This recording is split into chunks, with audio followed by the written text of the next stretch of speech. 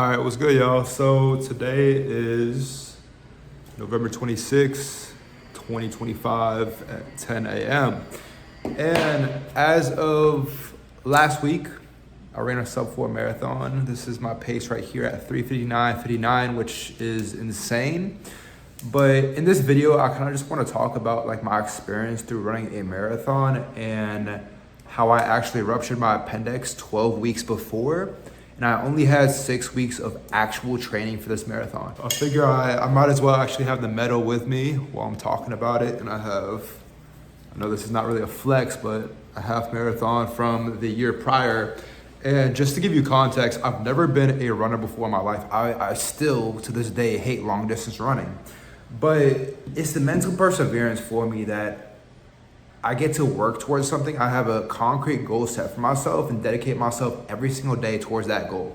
That is what I really fell in love with, and it really got my mind off of a lot of things, and also really like scenery. So we'll get into the story. But basically, as of last year, 2024, I signed up for the marathon. I ran a half marathon, my first run ever, in Richmond, Virginia, and I had the ambitious goal of running a full marathon. So I signed up for the marathon that year, not thinking where, when, what I'd be doing in the next year, and I would never be able to guess where I actually was because I did move to Miami, Florida, which I'm at right now. So for some reason, I believe that I had to do marathon prep like the entire year. So I was doing marathon prep in like February of 2025.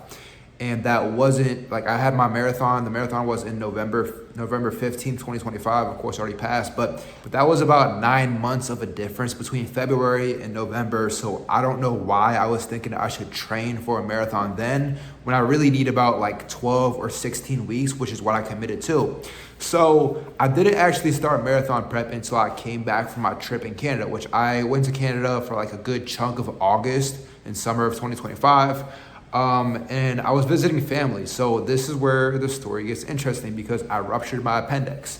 So after visiting my family for about 2 weeks in Canada, specifically Nova Scotia, which is a beautiful, beautiful province that I've always been going to pretty much all throughout my life. Every single summer before the pandemic, I was visiting Nova Scotia. It was like the home away from home for me, and it was just a comforting place.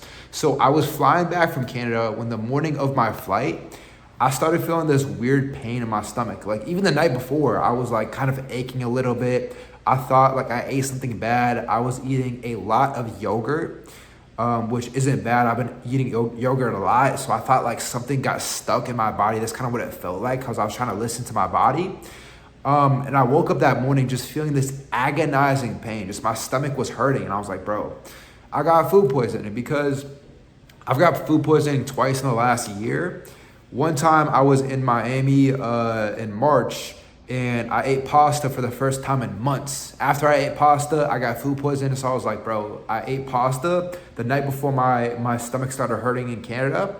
So I was like, bro, I just cannot be tolerant to pasta at all. Like this is just weird for me. But that wasn't the case because the pain didn't go away. My flight was about 10 a.m. So I woke up around 7, drove to the airport, and the pain would not go away. I threw up on the ride there. Just my stomach was killing me. I threw up literally nothing in my system. I just threw up water. And I was sitting in the airport and I was thinking like, no way I can make this flight. There's no way I can make it back because the pain was just that bad.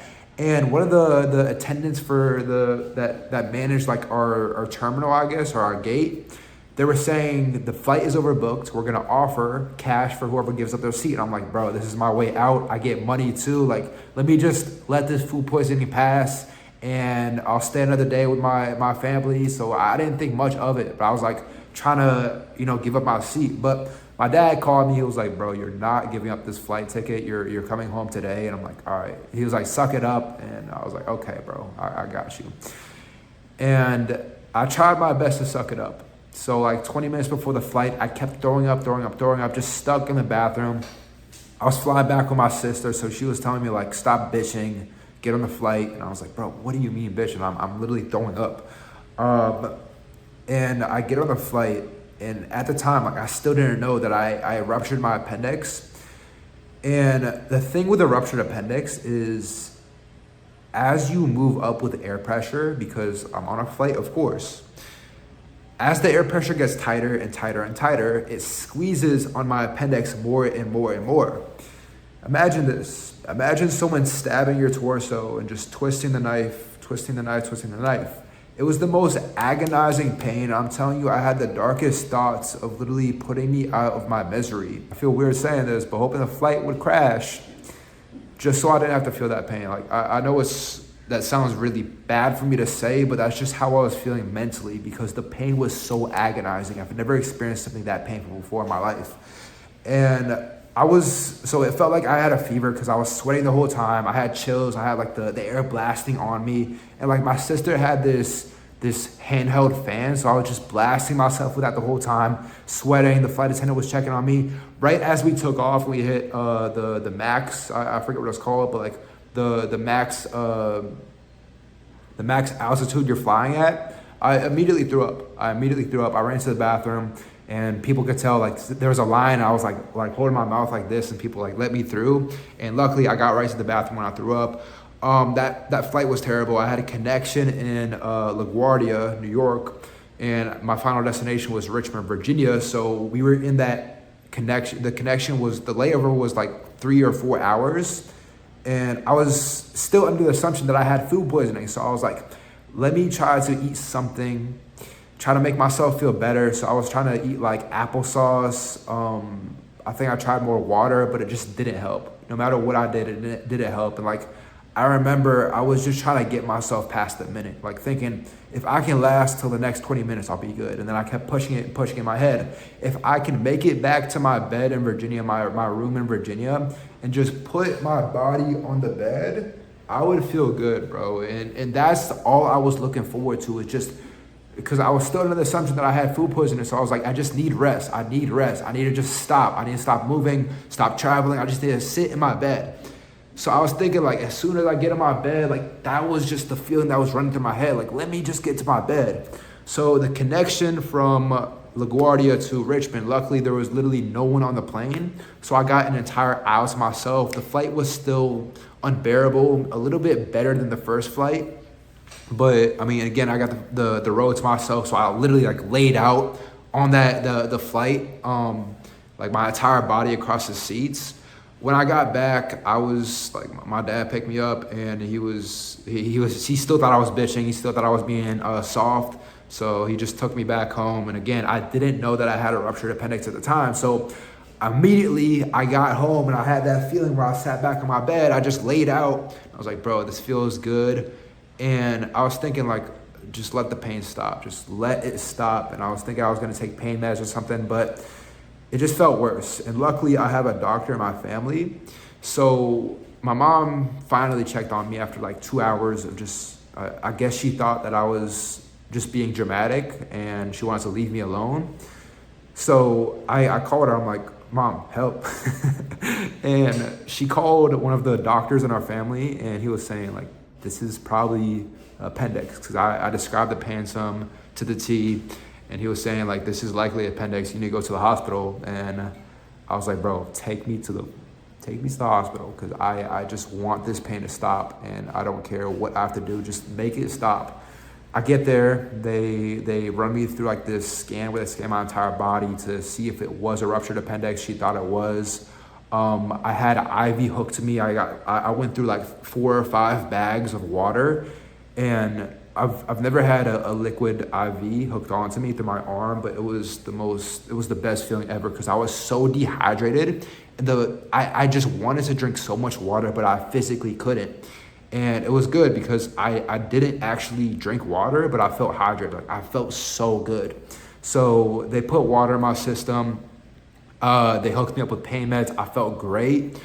And I ate a little bit of food, and that felt amazing. I started getting an appetite back after I got on pain meds. But yeah, that's when the doctor came in at like 11 at night saying, okay, you need to have surgery for this. So they couldn't book me in for surgery until the next morning. So I spent the night in the hospital. I actually spent the night in the hospital like hallway, because there were so many patients and there wasn't enough space for me. So I slept in the hallway. There's a picture right here of me literally sleeping in the hallway. My mom, which I'm so blessed to have someone like her in my life because she stuck with me throughout the entire process. She stuck right by my side, even sleeping in the hallway. Even though like she was drained, I was drained. It was like 3 or 4 in the morning until I got transported through an ambulance for my first ambulance ride, which was dope. But yeah, I woke up in the morning. My dad woke me up at like 6. I was still like so sleepy. But yeah, they took me through the surgery. I had to get a fade on my down there. You know, it's weird. It was a weird experience because during the surgery, because like I'm supposed to, cut all the body hair off myself, and like I was fuzzy at the time, like Middle Easterns, bro. You got hair, you got body hair for sure, but I didn't think I had to cut down there, so I didn't. And I woke up and it was gone. So it was a weird experience because I was unconscious, and it was weird because someone, when I was asleep, did that for me. So again, weird experience, but anyways, like I went through the procedure, everything worked good, everything worked out, which I'm so fortunate for. The doctors were really helpful. Got back and I had 3 incisions, one on my belly button, one on the side where my appendix was, and then one like right above my meat. So it was weird. It as soon as the pain meds went away, like it started to hurt. When I was on pain meds, bro, I felt great. I felt absolutely amazing. I was like, bro, I literally don't even feel like I got surgery, but I was just being delusional at the time. I was bloated. Like they pumped my stomach with some air to, I guess like that's how the surgery works. I think it's like a bypass surgery, something like that. But yeah, I was like bloated for a couple weeks, which I felt fat, and it was like, I was like, bro, I lost my abs. But yeah, like at the time, I want to take you back to the night before I got surgery. At the time, like I was still going through it, but I documented all of this on my YouTube if you want to see this authentically. But a week before, I live in Richmond, Virginia. I dropped out of college from VCU. And at the time, I didn't really know what I was doing in my life. Like I just got out of the lease at my apartment in Richmond, and I didn't know where I was gonna go or where I was gonna move to. I was kind of trying to find a roommate in Richmond, trying to find someone I could live with, and it just wasn't working. And I got one of my buddies hit me up who lives in Miami. A week before I had my appendix ruptured, he said, Ferris, I got a job in a house for you down here that you can move into. And moving 950 miles down to the very south of America, the jewel of America is what I like to think of Miami as. I've always wanted to, not the specific city, but I've always wanted to live in a big city. And this is exactly how I envisioned it. So I guess this specific city, yes, that I want to live in Miami. Like I've always visualized living in a city as a kid. And Miami just turned out to be that city because everything lined up. I had, like, in March of 2025, I came down here. Again, I vlogged all of this on my YouTube. I came down here for a mastermind event with, like, the mentorship group that I'm a part of. And it just had my eyes completely opened to what is in Miami, which it's, like, people move pretty fucking fast here. People move really fast here. And that's why I came down here, is because things move fast. You progress very, very well. The Miami effect is that you get hotter, richer, stronger. And so far of 3 months being here, that is absolutely correct. And I'm in a high rise right now, so it's pretty cool. And I started off, when I moved here, the house that my buddy told me, again, blessed to have a house. I'm very fortunate that I had living down here, and it was like, it wasn't really the safest spot at all. In fact, if you look up the most dangerous place in Miami, it's gonna say the place that I lived in, Little Haiti. And fortunately, I just had an opportunity down here, so I just took it. It was bumpy, to say the least. So again, like going back to that night, my buddy, 2 weeks before, a week before, when I had my appendix ruptured, he said, I got a place for you. It was going through my mind, like, I was like, bro, am I really gonna leave my hometown? Like, I didn't really know what was gonna happen. I didn't know exactly what, like, if it'd work out at all, if the finances would work out, if the housing would work out, like, all this stuff that was just running through my mind, all of these thoughts, these worries, these doubts that I had just running through my mind. I was like, fuck it, bro. Because you know why? My dad, 18 years old, nothing to his name, no money to his name, My dad comes from Jordan. It's in the Middle East, right? And he flew to America with nothing to his name, just a suitcase and his fucking belief, bro, and his work ethic. He flew here and made a name for himself. And I've always, like, I never thought that I was gonna stay in my hometown, because that just never, because I understand something very clearly, is that nothing can grow in the shade of comfort. And the way that I see my hometown is just so much comfort. I can just drive back, like my college was literally 20 minutes away from my parents' house. So if I ever had like a bad week or a bad day, just drive back to my parents' house, bro. It's fine. Like, they can cover me. And I knew I needed to burn that bridge, because I moved out of my parents' place and I moved into an apartment in Richmond. I just felt like I couldn't progress. Not saying that was the sole reason that I couldn't progress, is that I was too close to home, but it was definitely one of the reasons. So I took this Miami opportunity as a chance for me to really grow, because when I took that visit in March, that's when my eyes really got opened. That's why I was like, bro, I gotta do anything I can to get to Miami. So before my appendix even ruptured, my mind was set on Miami.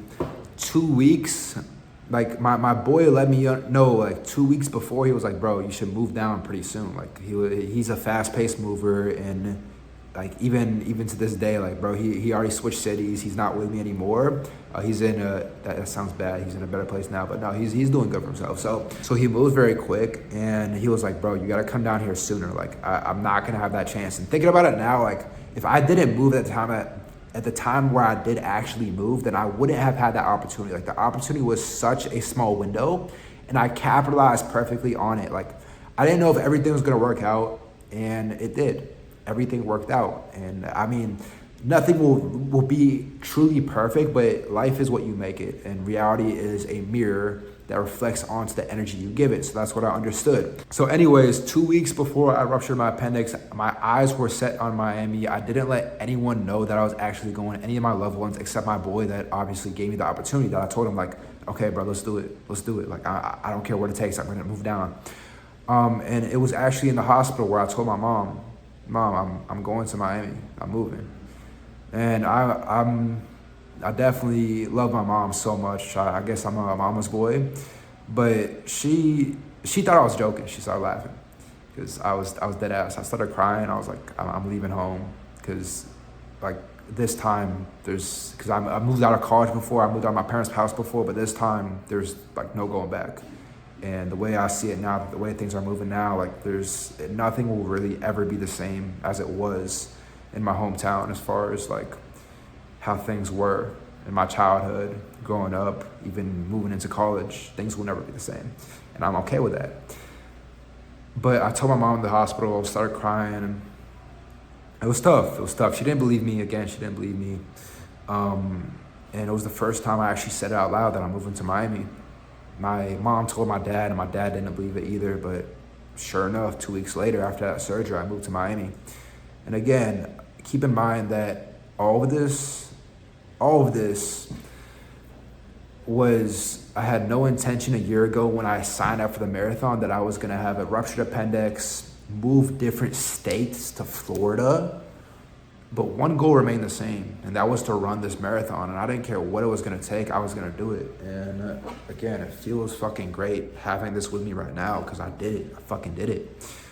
But I moved down to Miami, and it was tough. It was really tough. Looking back at it, like in the moment, it was like, bro, it's fine.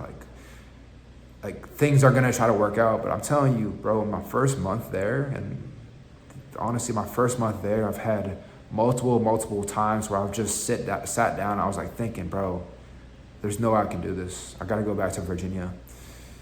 And it was the thought of me driving back to Virginia and not coming back with what I came to get, because I never want to move back to Virginia as the way I see it, bro. If I move back, I'm a failure. That's the way I see it.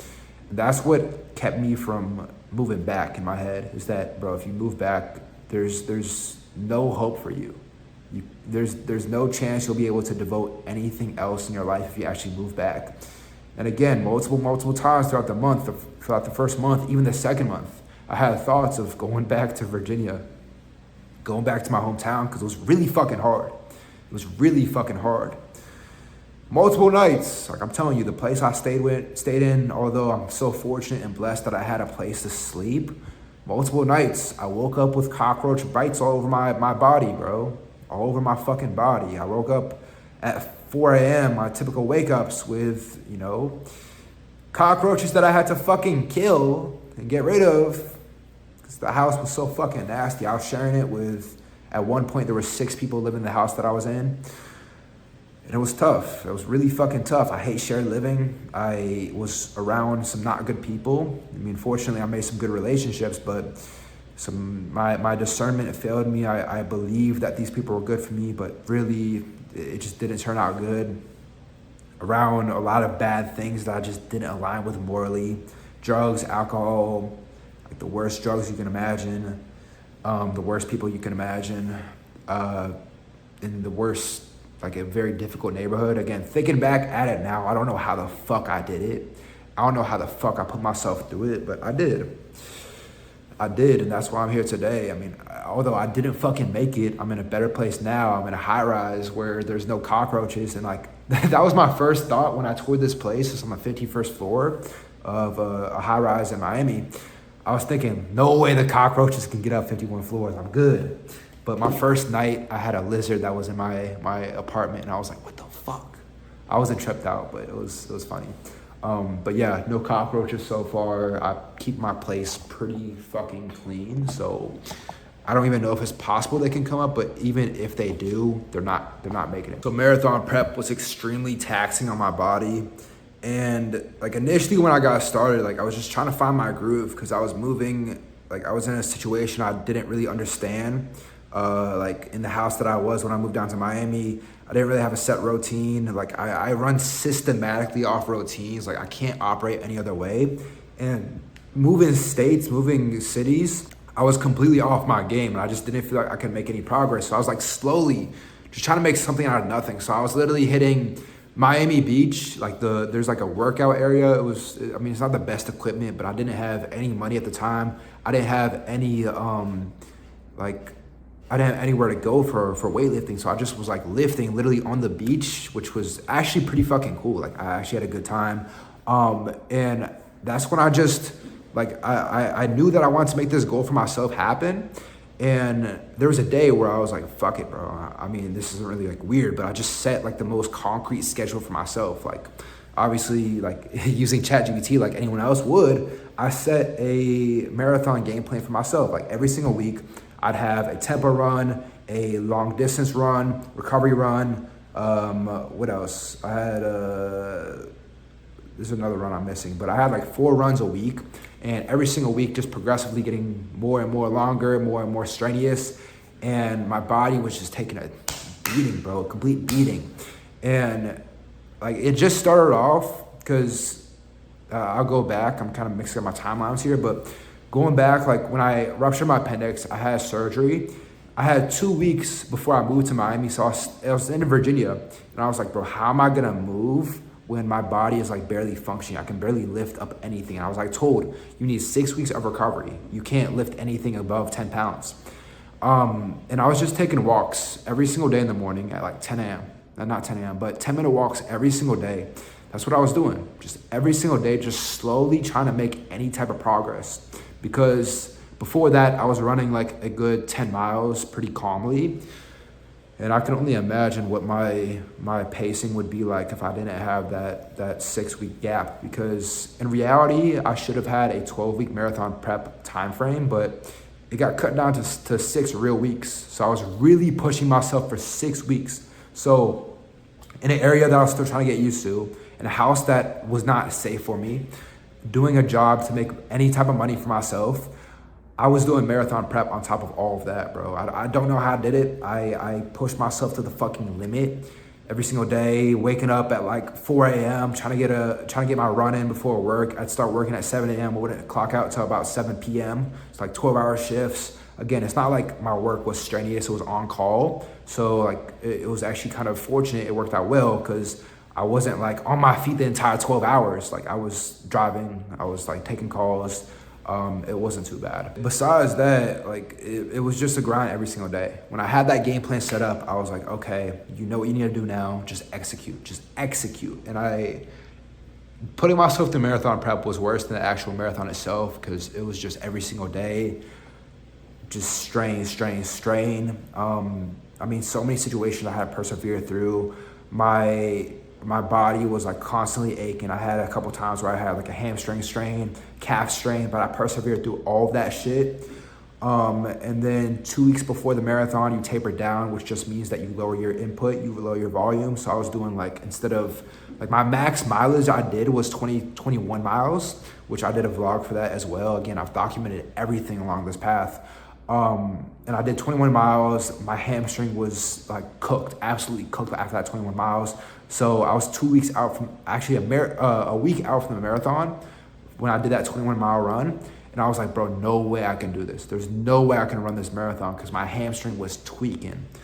So I tapered down, did a lot less volume. Again, still a little bit inconsistent with how I moved, how I trained, how I ate, just because like I didn't know what to follow. Like I couldn't function. I was trying to stick to a macro plan, but I couldn't function eating that little macros, that little calories in a day, because I had a work day ahead of me. Like I couldn't eat so little calories, do my training, and then work after. Like I just physically couldn't do it. So I had to compromise my weight a little bit. So I gained some weight because I was so inconsistent with my calories, but it allowed me to recover well and feel like I had energy for my work days. So that was a compromise I made throughout the training. And then a week before, where I tapered down, 2 weeks before, yeah, I mean, I didn't feel ready at all. There's no way I felt ready, but I know I put myself through prep. I know how my mindset is. I know I can persevere through this shit. I've proved myself countless times over that I'm a fucking winner. Like every single action that I take on a day-to-day basis, every single wake up I have, every single run that I complete, every single hard thing I put myself through that I really don't want to do, it's a vote towards the man that I want to be, and a vote towards, you know, me persevering through it. So just reminding myself through that, and having that type of confidence throughout my run was everything I needed to actually persevere through it. So I flew back to Richmond November 13th. Again, about this is the 26th, so about 13 days ago, I flew back to my hometown. It was the best thing ever, the absolute best thing ever, because I came back to my family, my friends. I had a really good time. It was, you know, I treated it like my birthday weekend, because my birthday was the 22nd, and I didn't get to spend my birthday with any friends or family. So I just spent it with my friends that time. Like, we just called it my birthday weekend. So it was very fortunate. My mom was with me. She ran an 8K, which I'm proud of her for. My girl was with me, and let me elaborate on this, because she's a fucking winner too. She ran a marathon with only 2 weeks of marathon prep. 2 weeks. My story is nothing compared to what she went through. So I'm proud of her for that. That's how I know I picked the right girls, because she wanted to put herself through it. The reason why she only trained for 2 weeks was because she was on the marathon wait list, because she was late to register. So she didn't think she was running the marathon until she called me 2 weeks before, and she said, Ferris, I got off the wait list. And I'm like, what are you gonna do? And she was asking for my opinion. I was like, of course, I want you to run it, so do it. And she followed my words. So push herself through it. She did really good. She finished at 5 hours, which is literally unheard of for 2 weeks of marathon prep. The most she ran before that was 15 miles, which is absurd. Marathon itself was really, really, really, really mentally challenging. The reason why I did 3:59:59 is because I had to wait, like my actual time, and I want to clarify this, my actual time, like documented, is 4:05. So it's not technically a sub 4, but the reason why is because my moving time was 3:59. The reason why is because my stomach, bro, the gels that if you're a runner, you know the gels that you eat that you take before and during runs, the gels that you consume, it makes my stomach like liquid, bro. So I had the running shits. I had to use the bathroom. There was a line at the porta potty for like 5 minutes. So I waited 5 minutes. I'm like, there's no way I can continue running. I was at mile 11 at an 8:30 pace when I took that break, and it completely fucked up my pace. I went from an 8:30 pace at 11 miles in to a 9-minute pace, and I just could not recover because I was starting to cramp up, starting to get in my head a little bit. It was getting like really mentally exhausting. So I was really trying to persevere through it and push myself through it. And you know, the crowd was there. It was amazing. The community of Richmond was there, which that's why I love these running events, is because it feels like it's just a big community. That's what I love about my hometown, is it feels like it's, I don't know, I just feel at home when I'm there. And it was like, I was looking at the skyline while I was running the marathon, just having so many memories just overflowing in my head. Like, bro, I can't believe you did this. I can't believe you're here right now. Like, I'm so proud of you. Just my internal voices tell me that. And I pushed myself through it, bro. I pushed myself through it. One thing I've always held myself to is sprinting out the last 0.2 miles, sprinting it out. And the way it finishes, if you're a Richmond native, by any chance watching this video, we finished on 2nd Street in Richmond, and that's a very big downhill slope, right? So you're like going very, very downhill. So I was just sprinting, bro, and I've been told before, like, be careful, you might bust your ass. Luckily, like, I just used like the little mental strength that I had to hold my balance, but I was just sprinting, and unknowingly, that was the reason why I finished at 3:59, like 59. It literally looks like I edited my time in the way I finished, because I was a second off from a 4-hour marathon pace, which is absolutely absurd. But that's like unedited. That is literally what my pace is. Like, it literally looks like I faked it. But that is how I ran the marathon, bro. Like, after that, me and my girl had a great meal. We had pizza, wings, toasted ravioli, mozzarella sticks, everything you can imagine, bro. And then the day after, that's when my family and my girlfriend's family came over to my house, and we had a really good dinner. Again, like a little celebration of my birthday. So we had so many, like I picked out these little samplers from the fresh market. It's like 8 different flavors of cake that I picked out and we brought to that dinner. So I ate like 6 of those things, and I'll throw up a picture right here of what they look like, but they were like a pretty good size that I was eating.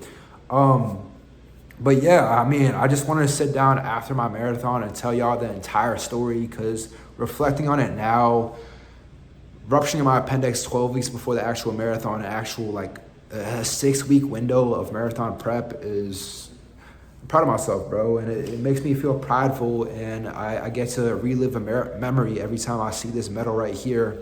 And hopefully it inspires some of y'all to push yourselves past comfort. And hopefully my story was a good learning lesson, and it allows you to understand how much you're mentally capable of, because I promise you, your mind is capable of so much in this world. And just a year ago, I could barely get myself to run over 13 miles. I ran 26 miles, and I am in a position that I couldn't even fathom a year ago. And that's just because I've worked on myself every single day, just putting myself through you know, continuous action that was congruent towards who I want to be.